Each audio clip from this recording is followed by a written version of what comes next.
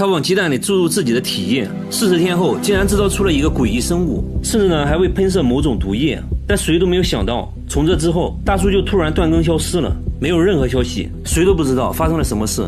大叔呢是一名俄罗斯炼金术士。实验开始，先找来了一颗未受精的鸡蛋，然后呢把自己的体液注射到了鸡蛋里，用胶带密封后放进了塑料盒，接着套上帽子用来保温，期间避免光照。40天后，大叔打开盖子，一股恶臭袭来。打开鸡蛋后，里面赫然出现一个黑不溜秋的东西。就在这时，这东西突然动了起来，朝大叔喷射了某种液体，手臂都被灼伤了。大叔吓坏了，一书本就给拍死了。看着血肉模糊的一滩，大叔怀疑制造出了一个异形，但是呢他并不放弃，决定继续实验，一次性做了5组进行对比。他穿上防护服，逐个打开，结果呢所有鸡蛋除了腐败以外，没有出现任何生命体。他也不知道哪个环节出了问题。之后的一段时间，他又做了很多实验，终于出现了一个看起来很完美的生命体。他把这东西放在水里饲养，头部还长出了一个类似触角的东西。几天后可以看到这东西变大了很多，敲击玻璃还会做出反应，甚至呢开始吃肉。肉丁刚放进去就被它吸进了体内。更奇葩的是，在给它喂食的时候竟然有触电的感觉，用万用表一测，果然有电。于是呢大叔给它取名皮卡丘。为了对比观察，大叔又制造出了另一个不同形态的生命体。这个生命体呢没有嘴巴，完全靠皮肤吸收营养，体型类似海星，于是给它取名海星。经过几天的喂养，海星竟然长出了眼睛，眼球还会转动。大叔决定把皮卡丘和海星放在一个容器里，看会发生什么。刚开始呢他们只是静静的待着，互不干扰，但接下来神奇的事情发生了。皮卡丘的头部和海星的身体融合在了一起，而且呢皮卡丘也开始放电。他怀疑这是皮卡丘在攻击海星，但过了1天他们还是这个状态，海星呢也没有死掉。大叔认为他们并不是互相攻击，更像是在配对。又过去了几天，2个生命体已经完全融合到了一起，变成了一个全新的形态，甚至呢还长出了耳朵，触碰一下这东西瞬间会做出反应。最终呢生命体的形态变成了一个类似大海葵的东西，嘴巴里竟然长出了牙齿。大叔给这个全新的生命体取名叫肖格斯，但是呢发现它并不吃肉，只吃胡萝卜。接着呢又过了几天，大叔发现肖格斯突然开始吃肉，并且呢对人类血液的味道非常敏感。随着肖格斯一点点长大，他开始不间断地吐出一些液体。为了搞清楚这到底是什么，大叔对水质采样检测，先测量了 pH 值，显示呢是一种碱性的液体。把液体倒进植物里，很快呢植物就枯萎了，说明肖格斯吐出的液体很有可能有毒。这天呢大叔突发奇想，放进去一条鱼，看会发生什么。没想到在鱼接触到肖格斯的一瞬间就死掉了。同时呢大叔也被电了一下，大叔用棍子刺激肖格斯，在肖格斯做出反应的瞬间，电压就发生了变化。也就是说，肖格斯结合了之前2个生命体的全部特征，会喷射毒液和放电。但谁都没有预料到，这竟然成了大叔发布的最后一期视频，之后就突然消失，没再更新过，谁都不知道发生了什么事。但很快有其他博主质疑他造假，还根据他的流程实验了好几次，鸡蛋除了逐渐腐烂以外，并没有产生任何生命体。他认为人类 DNA 不可能和鸡的 DNA 融合，这种方法是不可能创造出生命的。你认为大叔制作出来的生命体是真的吗？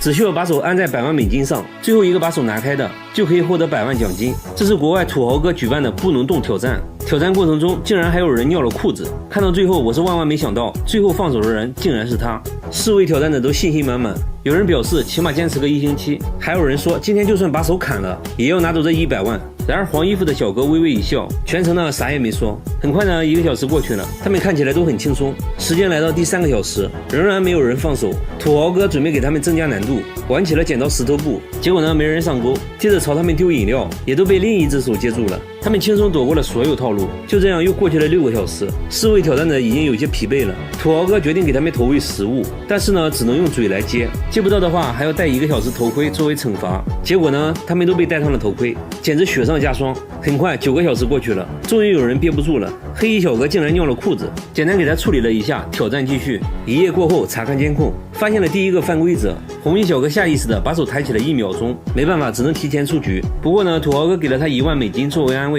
挑战继续，来到了第19个小时，为了激励他们，土豪哥请来了他们的家属，给他们加油打气。此时呢距离挑战开始已经过去了32小时，他们快要失去意识了。就在这时，黑衣小哥下意识的抬起了手，等他反应过来为时已晚，惨遭淘汰。作为安慰，土豪哥给了他2万美金。现在呢挑战者只剩下了2个人，2人还相互放了狠话，都想要成为100万富翁。黄衣小哥已经开始规划未来了，赢了比赛后呢，先买个大房子，再给老婆买个大钻戒。黑衣小哥只表示要开一家餐厅，再把剩下的钱给父母，让父母安享晚年。时间来到36小时，戏剧性的一幕出现了。黑衣小哥在极度疲劳的情况下，不经意抬起了手，他突然意识到了严重性，心存侥幸的放了回去。这一幕被黄衣小哥看得一清二楚，没办法，黑衣小哥也出局了，只得到了3万美元的安慰奖。坚持了整整36个小时，黄衣小哥成了最后赢家，得到了全部奖金。大厨把牛奶灌进羊肺里，用来制作当地的豆腐。制作过程极其复杂，据说呢，只有有钱人才能吃得起。小哥尝了一口，反应非常耐人寻味。要制作这种美食，第一步先和面，然后呢醒发半小时。接下来把切好的洋葱倒入牛奶中，再把醒发好的面团也丢进去，然后呢开始洗面，一直揉搓20分钟。把面筋全部洗出来后，再把牛奶过滤一遍，就得到了充分混合好的牛奶面粉液体。在气管里插上漏斗，开始往羊肺里灌牛奶。每个肺泡里都充满了牛奶，整个羊肺肉眼可见的变大，颜色呢也逐渐变成了奶白色。这还没完，接着呢再加上一勺黑胡椒，然后重头戏来了，倒入一些花生油，最后用绳子把羊肺绑起来，接着放进锅里煮2个小时就可以了。就在等待的过程中，小哥发现这里的羊很特别，它们的尾巴很奇葩。小哥突然有个大胆的想法，大厨却表示羊尾巴也可以做一道特色美食。首先把尾巴割下来，均匀切成厚厚的薄片，然后再和羊肉混合在一起，加入各种调味料，搅拌均匀后，大厨取来了一坨大肠。没错，接下来就是做香肠，这没有什么稀奇的，但接下来的加工过程有点奇葩。把做好的香肠盘在一起，一层层放在烤架上，接着把烤架整个放入吊炉，焖烤1小时。接下来还要用泥巴封口，确保没有任何缝隙。只需要等待1小时，香肠就可以出炉了。扒开泥巴，一股热气就冒了上来，掀开盖子，香味瞬间扑鼻。把100多斤的香肠抬出来，简直不要太震撼，一口下去满口爆浆。这时呢，羊肺也煮得差不多了，捞出切块，Q Q弹弹的，看着呢有点像豆腐，撒上一点辣椒面就可以吃了。小哥尝了一口，表情很是复杂，回味了片刻，直呼这辈子没吃过这么好吃的美食。羊肺的鲜和牛奶的甜，吃了就仿佛看见初恋一样。看着一桌乌兹别克斯坦的奇葩美食，小哥好吃的只会说我去。你学会了吗？他要挑战徒手把生鸡肉拍熟，没想到过程中意外不断，难度大大超乎了他的想象。在拍打了13万5千次后，看到鸡肉变熟的那一刻，感觉一切都值了。废话少说，挑战开始。真徒手是不可能完成的，所以呢要先打造工具，模拟人手拍打的效果。原理呢就是把动能转化成热能，从而使鸡肉变熟。准备完成，开始了挑战。结果呢还没拍2项，设备就散架了。他决定对设备整体升级，支架这些呢全部换成镀锌钢材质，给外壳又加装了保温泡沫。挑战呢又开始了。还没过多久，电机就冒烟了。鸡肉呢看起来也没有太多变化，但他并没有轻易放弃。很快呢又研制出了打斗机 2.0 版本，把电机换成了柴油机，拍打装置也换成了旋转的，可以看到效率明显快了很多。结果呢把鸡肉打成了肉泥，他还是大大低估了工程难度。总结原因是因为力道太大，才把鸡拍成了肉泥。所以呢现在需要一个速度快力道轻的打肉机。经过不懈的改造，工具终于是改完了。这次他使用了气凝胶保温材料包裹鸡肉，这样呢能把热量损失降到最低。内部再安装无线温度计，时刻监控鸡肉温度。接着呢挑战又开始了，很快温度就升高到了9度。就这样一直拍打了几个小时，来到了5万次，温度也上升到了33度。拍打7万次的时候，温度就来到了40度。随着温度不断升高，看起来把鸡肉拍熟是很有可能实现的。拍打了10万次的时候，意外呢又发生了，打肉机的螺栓竟然磨断了。小哥决定先查看一下鸡肉的成熟度。刚打开包装，一股刺鼻的味道袭来，他切下来一小块想要尝一尝，犹豫了很久还是没能下起嘴，只能接受失败。现在要做的就是继续升级打肉机，为了防止螺栓再次磨断，这次呢使用了大尺寸的淬火钢螺栓。升级完成，接着挑战。刚开始一切都很顺利，但是呢不出意外的话肯定又要出意外了。这次的电源竟然烧了，虽然状况不断，但这更加激发了他的斗志，说什么也要吃上一顿用拍打的方式做的饭。于是呢不惜一切代价重新升级了打肉机的机械臂。他退而求其次，决定来拍打牛肉，毕竟牛肉不用做到全熟，来个5分熟就行了。而且呢之前已经证明过，打肉机可以把肉加热到40度以上。说干就干，把新鲜牛肉装进包裹，挑战正式开始。拍到2万次的时候遇到了瓶颈，牛肉包装拍漏了，这属于小问题，换个包装继续。温度很快来到了50多度，又继续拍打了一段时间，温度上升到了60度。小哥非常激动，这意味着他的5分熟牛排已经好了，他已经迫不及待想要品尝一下。刚打开包装，汤汁就流了出来，看牛肉的色泽，好像呢已经熟了。闻起来怎么说呢？味道非常像牛排，一刀下去血水就冒了出来，不错，是正宗的5分熟。小哥切了一块送进嘴巴，据说呢口感非常不错，但他还是没有放弃把鸡肉拍熟的想法。再次尝试，一直拍打了90分钟，最终鸡肉还真被拍熟了。但是呢，他没有吃，可能是因为鸡皮收缩的原因，鸡竟然睁开了眼睛，所以呢没敢吃。但得出了一个结论：要拍熟一只鸡，至少呢需要拍打135000次。你学会了吗？可接下来却发生了神奇的一幕。随着大气中的尘埃落定，阳光重新普照大地，植物逐渐复苏，整个世界开始绿意盎然，生命按照自己的方式又重新开始繁荣起来。他们在水下寻宝，却意外找到了骨灰盒，他当场吓出 Oh my god。起因是他们听说这里有一艘沉船，船身呢还是一道海盗船，想想就觉得刺激，于是他们决定去水下寻宝。刚下来呢，就发现了一个鱼竿，这也没啥用啊，丢在一边继续寻找，又找到了一只鞋，看着呢还挺新，拿着笔量了一下，大小也合适，他也不客气，直接穿了起来。继续寻找呢，又找到了几个酒瓶，保护环境人人有责，直接带走。慢慢的，他们还真发现了一艘沉船，两人来了兴致，但找了好久，还是只找到了一些酒瓶。两人不放弃，接着找。这时呢，他突然发现一根木头下面竟然露出了一只小孩的手，看着呢属实诡异。两人壮着胆子决定一探究竟。他小心翼翼的往外拉，生怕把胳膊拽断，在下面拉扯了好久，终于拉了出来。原来是一个美人鱼玩具，虚惊一场。这时连大鲤鱼都被吸引了过来，轻轻抚摸一下，口感真好，手感真好。但这不重要，还是要继续我们的寻宝计划。既然船外面找不到什么好东西，他们直接来到船内，果然在夹缝中就发现了一个箱子。这箱子一看就有戏啊，电影中的宝藏就是用的这种箱子。两人兴奋不已，刚把箱子拿出来，就掉落了2枚金币。没成想箱子下面的金币更多，散落了一地，这不发了吗？在一声声 Oh my god 中，他们赶紧收集金币。同案拿起一枚咬了一口，就留下了牙印，看起来是金币没错了。不一会儿呢，就捡到了上百枚金币。两人兴奋地来到岸上，把金币收藏好后，他们认为下面肯定还有更多好东西。为了加快速度，他们决定分开寻找宝藏。谁都想不到，两人这一去差点崩溃，甚至连警察都来了。他刚下去，就在沉船附近搜索，没一会儿呢，就发现了一个锈迹斑斑的铁盒子，掂了一下，分量很重，而且还用塑料袋装着。他高兴坏了，估计呢这里面可能又是金币。慢慢掏出来，感觉方方正正的，里面呢好像还有个盒子。但就在这时，里面突然泄露了一些粉尘状的物质，翻个面一看，上面还有字。他扫了一眼，当场吓尿，这盒子竟然是个骨灰盒，吓得他赶紧往回游。上岸后跟同伴说了这件事，毕竟第一次遇到这种情况，他们商量了半天，也不知道如何处理，最后呢还是决定报警。等了半天，警察终于来了。警察了解情况后，并没有查询到骨灰主人信息。那现在看来，最好的解决方式就是把骨灰放到原来的位置。既然是不小心遇到的，那就应该尊重死者，让他在水下静静的待着。这次水下寻宝真是又喜又惊，可万万没想到，下一期水下寻宝，他又碰到了一个令人头皮发麻的东西。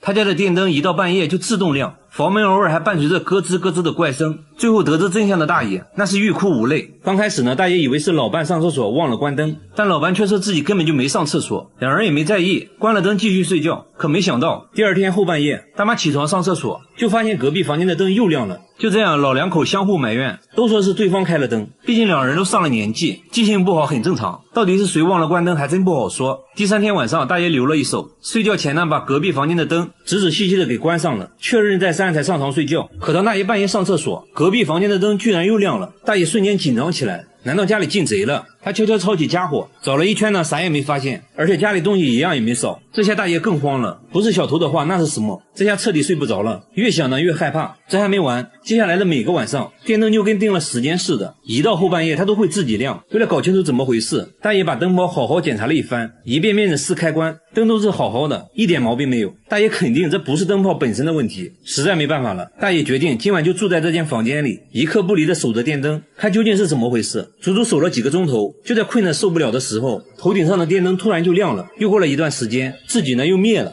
大爷头皮发麻，难道家里真闹鬼了不成？虽然大爷年纪大，但是并不迷信，既然自己找不到问题，那就找懂行的人。很快找来了村里懂电的大学生，再次检查了电灯，最后呢仍然看不出任何问题。看来啊，家里真的闹鬼了。大学生直接被吓跑了，大爷呢也真的是怕了，因为之前还真做过一点亏心事。原来啊，盖这个房子的时候占用了死去大哥的宅基地。这时大妈也回想起来，当时盖房子的时候就怪事连连，自己身体也一直不好，把这2件事联系到一块儿。大爷认为一定是大哥不高兴，找上门来了。想到这里，大爷赶紧来到大哥坟前道歉，但大哥好像并没有消气，家里的灯还是一到半夜就自己亮。大爷家里闹鬼的事很快就传遍了全村，胆小的连他家的门也不敢上。而更让他们没想到的是，就连大白天这盏灯也开始自己亮。在巨大的精神压力之下，大妈扛不住了，一病不起。为了不让老伴再受刺激，大爷一咬牙把家里的电闸给断了，用上了煤油灯。就在这样的煎熬中，1年半的时间过去了，也就在这个时候，事情就出现了转机。原来供电公司对农村电网进行大检修，有人就把大爷家的怪事告诉了维修人员，大家马上就来到大爷家，对开关和线路来了个彻底检查。没过几分钟就找到了问题所在，发现是电灯的开关螺丝松了，造成了接触不良，把螺丝拧紧后，一切就恢复了正常。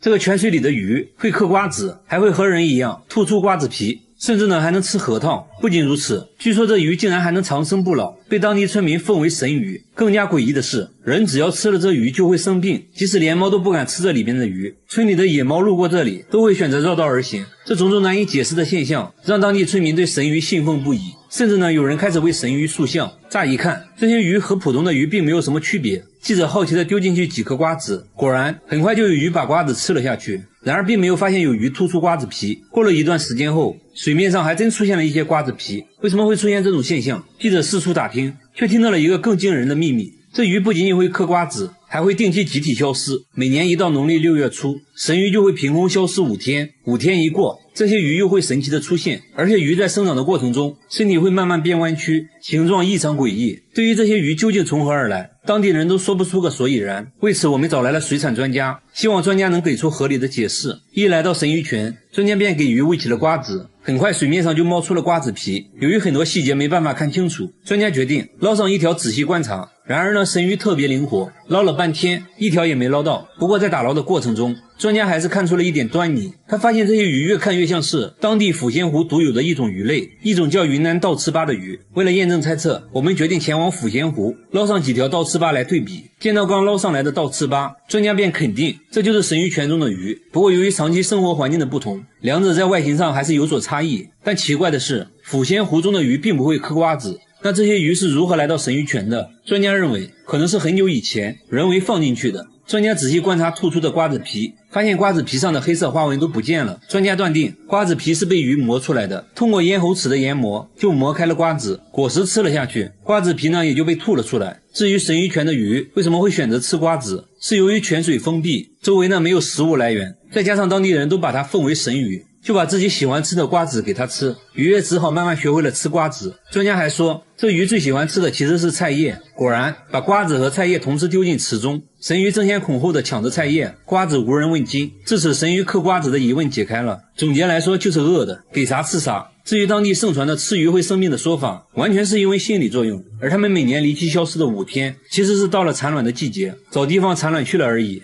他家的墙壁温度高达60度，冷水泼在墙上，立马就冒出滚滚热气，还伴随着吱吱的声音。无论泼多少次冷水，都无法使温度降下来，不小心碰到都能把手烫个水泡。奇怪的是，其他墙面都不热，唯独杂物间的这面墙发热，而且呢只有局部一小块发热。他赶紧打开杂物间一探究竟，没想到门一打开，却让他大吃一惊，一股热浪迎面袭来。仔细观察后发现，这些热气正是从墙面上散发出来的，而且温度比外面的还要高，竟然达到了80度。住了几十年的房子，从未出现过这种现象，真的是活见鬼了。他在屋里研究了半天，几根电线引起了他的注意，部分电线已经没有了绝缘皮，他怀疑是漏电造成的这种现象。想到这里，他赶紧拉下了电闸，没想到几个小时过去了，墙壁依然非常烫手，很明显并不是漏电导致的。时间一晃就过去了10多天，这期间他想了很多方法，甚至每天晚上都会提一桶冷水泼在上面，然而温度依然是居高不下。更让他担忧不已的是，自从墙壁出现高温后，他17岁的女儿经常出现头晕头痛的现象，而且家里的鸡鸭也总是莫名其妙的死掉。很快他家的怪事就传遍了全村，村民议论纷纷，有人说他家风水不好，建议他把房子拆掉，找个风水好的地方重新盖，毕竟这么长的时间都找不到原因。他们一家也真的是怕了。他找来节目组，工作人员看到这种情况也很震惊，怀疑墙壁内可能含有放射性元素。工作人员赶紧拿出仪器检测，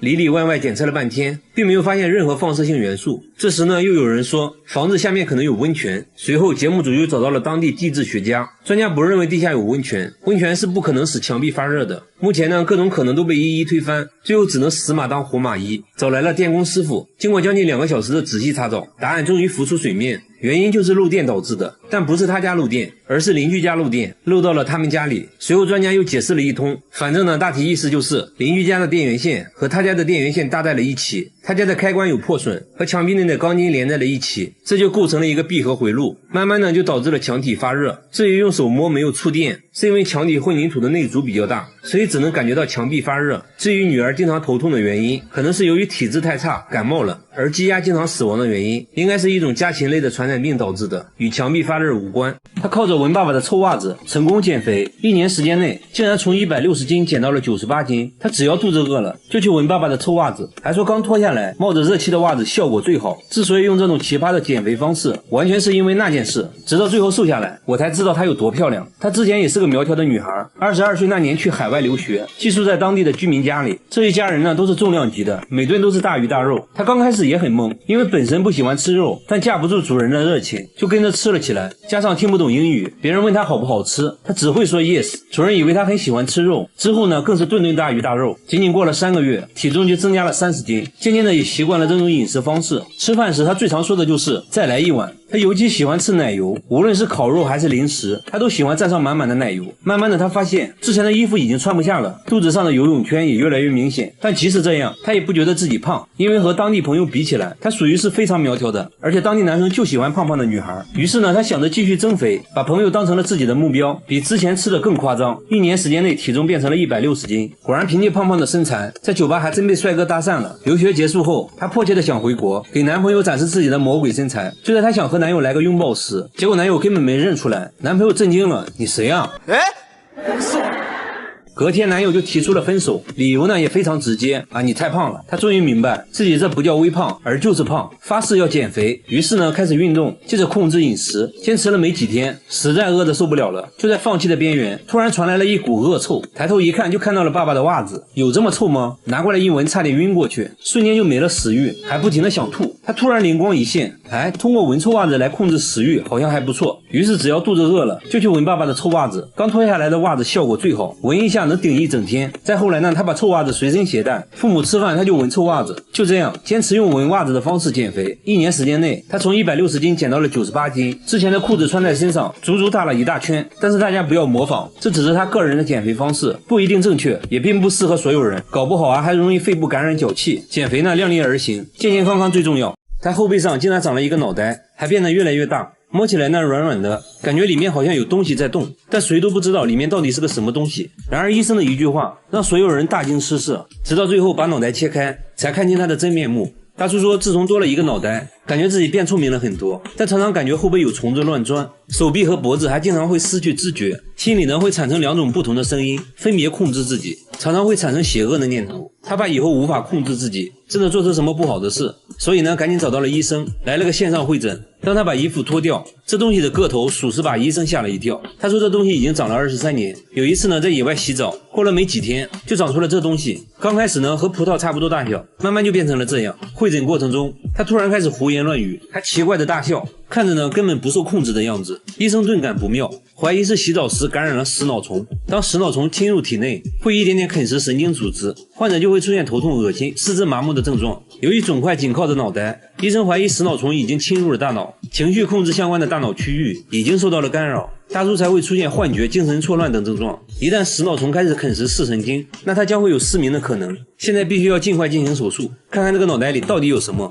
医生还想问一些关键的信息，但大叔依然不停地胡言乱语。这时大叔的儿子走了过来，医生赶紧让儿子把他控制住，等大叔稳定下来后赶紧送来医院。隔天大叔来到医院进行手术，医生经过细致的计划和准备，手术就开始了。把脑袋割开后，接着就流出了一坨白花花的东西，看着非常像奶油。不过还好，医生并没有发现食脑虫，看起来只是普通的脂肪瘤而已。处理完毕，缝合伤口，慢慢的就可以康复了。假如你乘坐的飞机不幸发生了空难，如何在空难中幸存？做好下面6点建议，可以提高你的生存几率，尤其呢是最后一个。第一点，尽量选择大型客机，因为同等风力下吨位更重也更加平稳。建议你在飞行前尽量穿全棉紧身的衣服，如果发生事故，宽松的衣服很容易被挂住，而牛仔裤和衬衫可以避免你受到尖锐物体的伤害。据统计， 68% 遇难者的死因都是因为火烧或者浓烟。棉质衣服不像化纤材质容易燃烧，而且全棉布料沾上水就可以很好的保护呼吸道，防止吸入浓烟。鞋子呢避免穿穿拖鞋或者高跟鞋，要穿系鞋带的那种，奔跑中呢不容易脱落。第二点，选择安全的座位。不同座位的生存几率和飞机落地的姿势有直接关系，但通常最好的选择是尽可能坐在后面。有统计数据表明，过去35年飞机事故中，飞机后排座位的死亡率为 32%， 中间位置是 39%， 前排呢是 38%， 而且呢过道比窗边更安全，因为它离引擎和油箱更远。但无论坐在哪里，你都需要知道紧急出口的位置，这样呢即使机舱内充满浓烟，你也能准确的找到它。坐在紧靠紧急出口的位置，也会大大提高你的生存几率。第三点，虽然你可能听腻了，但起飞前的安全须知一定要认真看完。起飞后的前3分钟和降落前的8分钟是整个飞行过程中最容易发生事故的时间，要时刻保持清醒，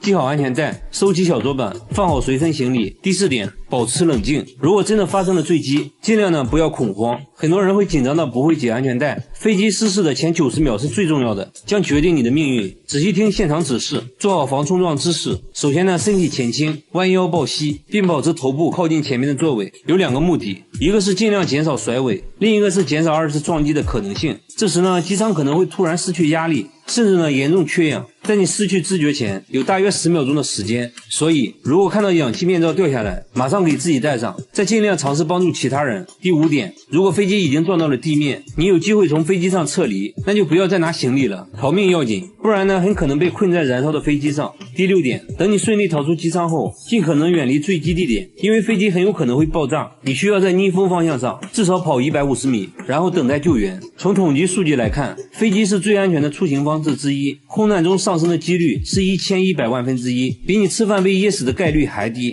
如果万一遇到飞机失事，就按照上面说的，想办法让自己幸存下来。最后希望这些知识你永远都用不上。这里的女人体重不到200斤，根本嫁不出去，瘦子在这里会被嘲笑，只有200斤以上的才能叫美女。村里男人的梦想就是能娶上一个200斤的老婆。采访过程中，男人们还说出了一个流传1000年的奇怪习俗，更加震惊了节目组。这4位就是当地的女神，一个比一个胖，追求者也是一个比一个多。他们是准备竞选春花的，竞选春花的标准要超过200斤，他们吃完饭就要称体重。第1位体重210斤，刚刚及格；第2位体重268斤，还不错；第3位体重284斤，很有竞争力。然而现在的春花表示不服，小心翼翼地站上体重计，生怕把体重计踩坏。果然，体重计在显示428斤后直接黑屏。不过呢，她现在的地位还是很稳固的，在这里只有200斤以上的才能叫美女。连这位18岁的少女体重都达到了218斤，因此还交到了男朋友，还说男朋友对自己爱到不行。出于好奇，节目组决定采访村里的男人，结果大家都说自己就喜欢胖的，越胖越爱，无法自拔。还说这种习俗已经传承了1000年，胖老婆能彰显自己的成功，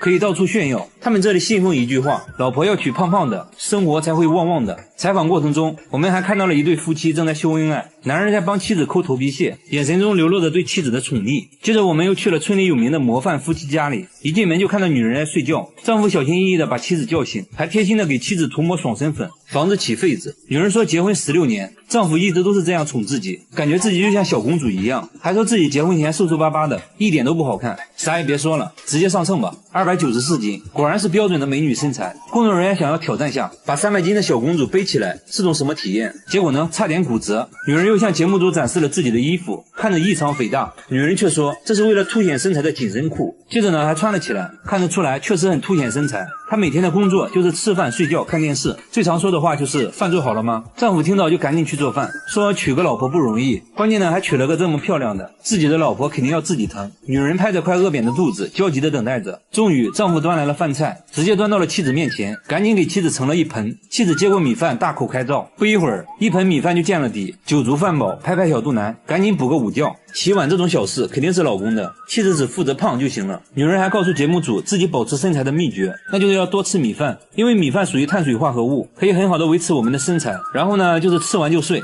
为了方便妻子出行，丈夫还贴心的打到了专属座位，妻子艰难的爬上座位，没成想油门踩到底，车子呢却一动不动。丈夫把车推到平坦的路面，车子才勉强走了起来。在路上，老公洋洋得意，一直在炫耀自己的老婆。可以看到，村里像他这样的改装摩托还有很多，一般呢都说明家里有个200斤以上的老婆，这是身份的象征，比开宝马奔驰有面子。豪华一点的还会安装个遮阳顶。节目组不禁感慨，难道村里就没有一个瘦子吗？随后在村里找了半天，终于看到一个很瘦的女孩。女孩呢显得很不自信，一打听才知道至今没交过男朋友，成了村里为数不多的大龄剩女。一旁的父亲都愁坏了，说只要嫁出去不要彩礼，陪嫁100万。即使这样，仍然没有人上门，为此他感到很自卑，可偏偏自己怎么吃都吃不胖，为此呢还差点得抑郁症。节目组当场做起了媒人，要给女孩介绍对象，把街边的一个流浪汉拉了过来。流浪汉看到女孩后连连摇头，说自己的理想型是胖胖的，说完直接转身就走了。更让女孩心里不平衡的是，自己的闺蜜却是个标准的美女，追求者众多。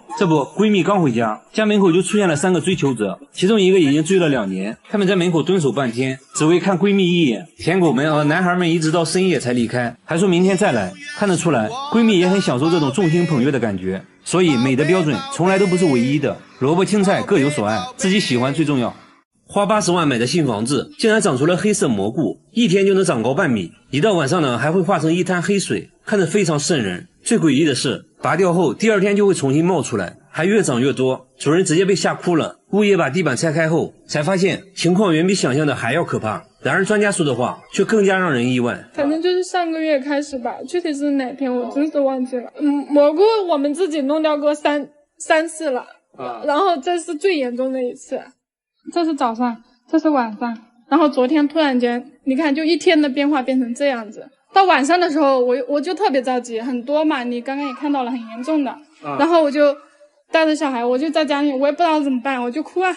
长蘑菇的地方在卫生间的墙角，大概呢1个月前，墙角第一次长出蘑菇，当时他也没太在意，直接拔掉了。但是没过几天，这种长相古怪的蘑菇又再次冒了出来，而且呢蘑菇开始长得越来越多，直到最近的一次，一下子竟然长出了7、8朵，甚至呢其他地方也开始长蘑菇。卫生间的吊顶上尤其严重，蘑菇白天是白色的，一旦到了晚上就变黑，还流出黑色液体，看着实在诡异。他找来物业处理，物业把地板撬开后发现，地板下不仅异常的潮湿，而且黑黢黢的一片。研究了半天也没有找到具体原因，但可以确定的是，卫生间的防水没做好，有明显的渗水现象。接连4次长出蘑菇，还一次比一次多，自己住的实在不舒坦。王女士找到开发商要求退房，开发商呢却一口咬定是王女士自己的问题，死活呢就是不给退。实在没办法了，他找来节目组，现在最重要的是先确定这蘑菇有没有毒。于是呢，记者又找到了菌类专家。现在从图片上看呢，那么基本上可以确定它是这个墨质鬼砂在腐木上生长。它生长速度非常快。那么一般情况一夜之间就可以变成像木汁一样流下来，变成一份汁液了。专家还说，虽然名字听起来有些惊悚，但这种蘑菇竟然是可以吃的。不过呢，要在幼嫩的时候才可以，但最好不要喝酒，否则会出现中毒现象。不过专家强调，只要是野生类的蘑菇，他都不建议食用。至于他家为何接连长蘑菇，专家猜测木板上应该有很多孢子，孢子呢就相当于蘑菇的种子，再加上地板潮湿，刚好呢温度和湿度都比较适合，于是就重新萌发生长了。要彻底解决王女士的心理负担，就要彻底解决墙角长蘑菇的事。专家建议，第一呢，要对地板进行更换和清理；第二呢，要保持屋内干燥和通风。在记者的帮助下，他再次联系上了开发商，对方表示会彻底进行清理。目前呢，已经对卫生间的墙角进行了整改，原有的地板已经拆掉了，地基呢也进行了清理，之后还会重新做卫生间的防水，装上新地板，相信问题可以得到解决。